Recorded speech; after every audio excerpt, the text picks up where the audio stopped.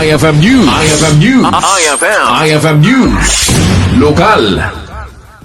Insayang ka ti Bureau of Fire Protection kan MDRRMO pasukin ti kaunaan a Fire and Rescue Olympics dagiti barangay officials iti nagduduma a barangay iti nasao nga ili kuna ni SFO4 Alvin Andres Acting Municipal Fire Marshal ti BFP pasukin ket tapno matraining dagiti barangay officials nga rescue ket insayang kadda daytoy nga aktibidad. Dito yung event apo, first ever nga narami dito yung municipal to pasukin dito yung Fire and Rescue Olympics apo. Dito yung participation ti 33 barangays divided into 5. So, ti participation ito ikat dito bumarangay mo lang, barangay officials, ken dadunga pa yung pati barangay apo. Dito yung Rescue Paralympics ket marami dito tapno ma-enhance, ma-training apo dito kakailan tayo iti lapasukin no daka mandidigra ipang uram no naman apo tidadto pa yung didigra nga mo ito so dito kami bumarangay apo ti usuda ti first responders iti barbarangay da iso nga nagkaroon kami ti idea nga ma-train dami na po tapno usudan to ti first responder.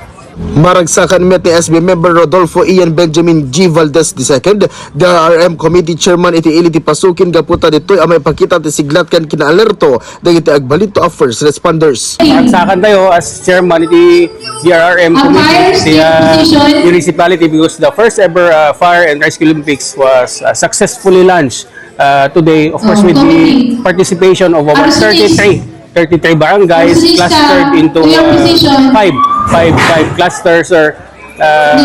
This is a very timely and relevant activity because especially nung it's summer, mataas yung temperature, and then we have common occurrences kasi in pasukin gas fire. So this activity aims to boost the skills of our, if you notice, community-based ito. So, we have participation of actually the barangays, yung talagang locals within the area.